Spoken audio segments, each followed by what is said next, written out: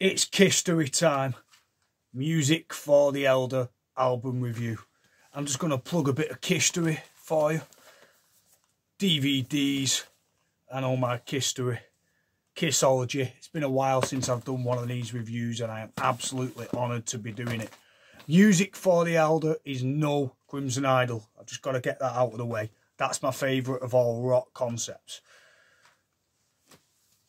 And we'll talk about why it failed and why it succeeded. Kiss guitar strap. Gotta have it. Kiss merch, there is nothing like it. Gene Simmons book. All my Kiss albums in here, in the history section. We've even got Vinnie Vincent Invasion up in here as well. Those albums get in there. We've got the Paul Stanley solo, we've got Kiss Live, the 3-in-1. Got Ace Frehley, Paul Stanley, all that. It's all in here as well. In history. Okay, let's review this album. How did it come about? What is the concept going to be? I was thinking something superstar. That's a piece of shit. Peter, you don't have to say anything. And that's basically how it went. I imagine that this album was conceived through a lot of drugs and cocaine, which Bob Ezrin later admitted. And I can imagine Ace Frehley going, "What the fuck is this shit? Get out of here," or whatever. There's no fucking... And you know what? You can hear it on this album because the songs where Ace Frehley is involved in, as I can imagine, is Dark Light and Only You. The sort of punky cyber songs with a decent unmasked riffs. They're Ace Frehley. And the other songs are clearly Paul Stanley trying to think outside. And Gene Simmons basically going, this is the future of rock and roll. This is history for the enslaved. We will take it to gospel heights. I don't know. Maybe. All I get from this is crazy thoughts and huge ambition. And listen, you can't blame a band for trying. You cannot blame a band for trying. They tried. And as far as I'm concerned, it did fail. Because it's not Kiss. That's the main problem with this album. Is it a bad album? Let's do it. Okay. Fanfare.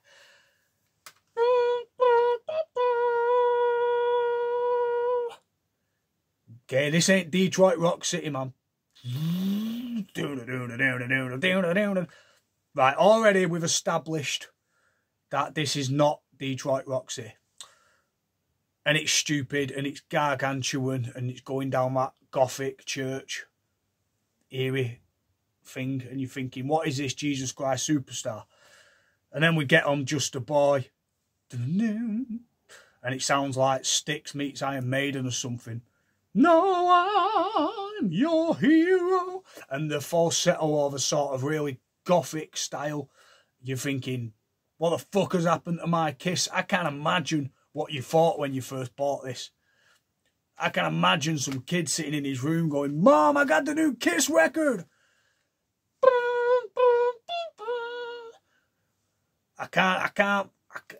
I'm trying to figure out how they responded to this.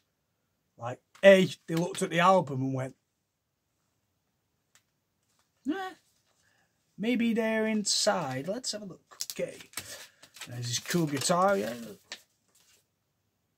There's a candle.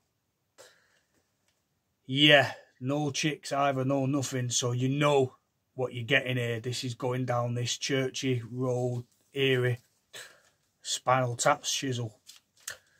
And then you hear it and then you're not wrong. Just a Boy is actually a good song for an Andrew Lloyd Webber musical. Then we get Odyssey. again, yeah, okay. It starts quite well. The playing's really good and the ambition's there. Odyssey's pretty decent. Only You, I really like. It's got that Ace Frehley cyber thing going on. It's got the quick riff, and then Under the Rose, yeah, got a little sort of synthy vibe in there, but like eerie vibe. So it's like a musical, but it ain't Kiss. And then Dark Lights. So at the moment, halfway through, it's a pretty decent album of good songs that aren't Kiss. They had their haircuts as well, apparently, and they did, and yeah, so, and they really tried hard with this, and I think that's the problem. If they'd have actually said, listen, this is a joke, like, this is just us having some fun, and gone on like a tour of schools or something, maybe they would have got away with it. But because they actually genuinely thought they were doing The Wall, they genuinely thought they was doing, like, they were taking it there to the stratospheres. That's the most embarrassing part. So there's some really good songs on this album. Dark Light, A World Without Heroes. A World Without Heroes. It's a very good, it's a really good song. But it's just not Kiss. It's just not Kiss. That's as simple as that. I mean, Beth, they'd done songs like this before in similar ballad type, but A World Without Heroes is, the scope is different. Bob Ezrin was on coke and they really went for it. And I don't know what they were thinking in the studio when they finished, and they were like, good job, guys. Damn good job. Like, what was the feeling? Good. Peter. When Peter Criss said it was great, I think that's when they all went, you know what? This isn't the future after all. I actually agree. I agree, Gene. Peter likes it. It's terrible. I think that's what happened. Now, if I'm not wrong, I think Peter Criss left by this time, but, you know, I'm not. Yeah, because he did his, I think he wanted to do his solo album, didn't he? So, yeah, it's Eric Carr. It's Eric Carr. This is probably why Peter did. It's Eric Carr at this point. And I'm sure he was like, I got myself into a rock band, what the fuck? I'm sure he was a bit like, so thank God for the greatest Kiss album ever, which came slightly after this. Wherever it is. Creatures of the Night. Anyway, back on this. World Without Heroes, great. The Oath is a really good song. Did you say? Yeah, The Oath is really good. Mr. Blackwell and Escape from the Island are terrible. Trying to be whimsical and highly forgettable. And this is where the greatest concept album ever falls short. It was never great. I is a good finisher. I believe in love, da, da, da, da, da, da, believe in you. And they played them live, which are on these DVDs. And everyone watching was probably like, you can see the studio audience like, I ain't signed up for this. Like, you could see it, they're like a bit puzzled by the whole sound and everything. And the industry just slammed it, and it didn't do very well because it's not a Kiss record. But is it a good record? Yes, it has good songs. That just could be in any musical, Godspell or anything really. They could The Oath is good though. I like The Oath.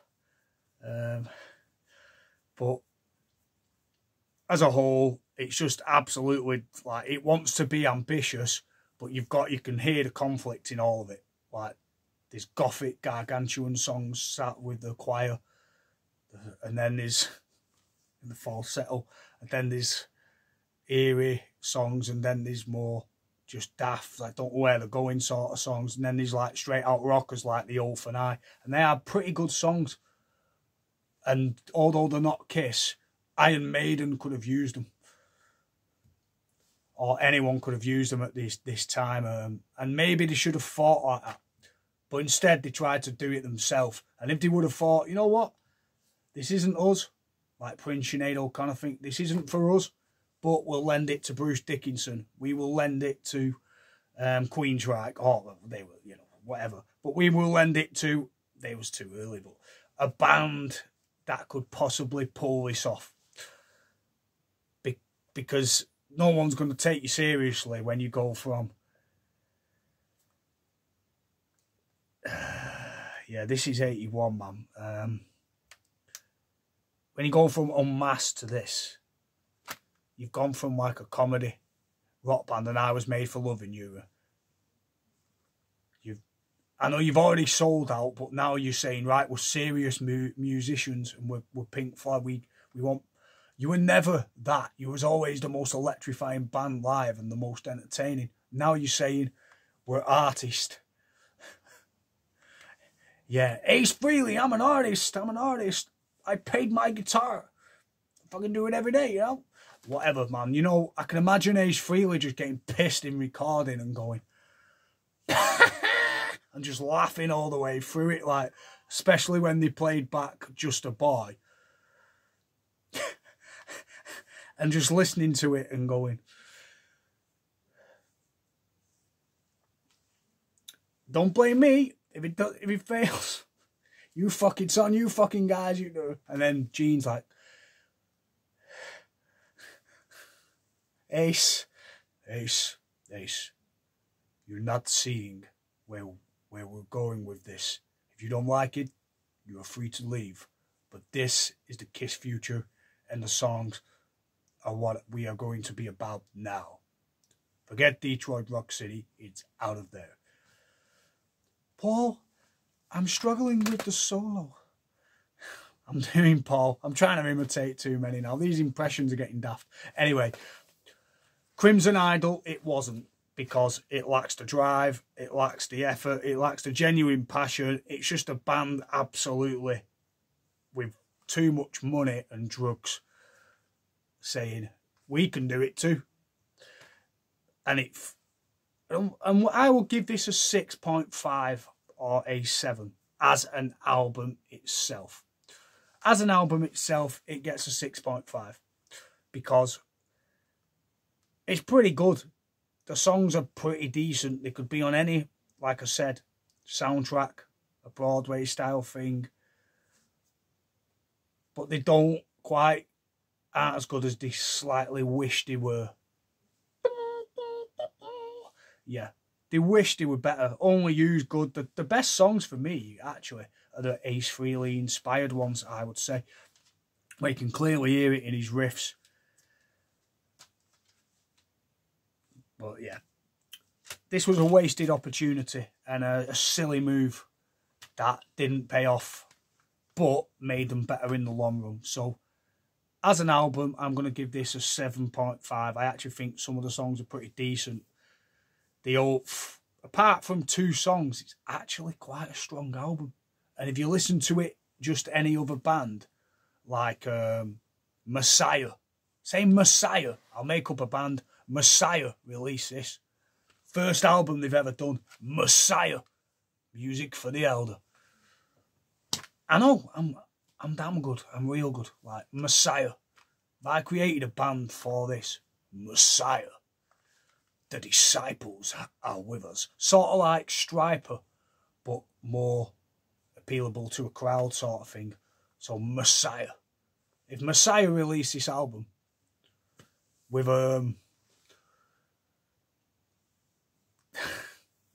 Joseph Balthazar on vocals, then you're talking. But because they didn't, and Kiss did, everyone was slightly confused. It's a no risk, no reward situation.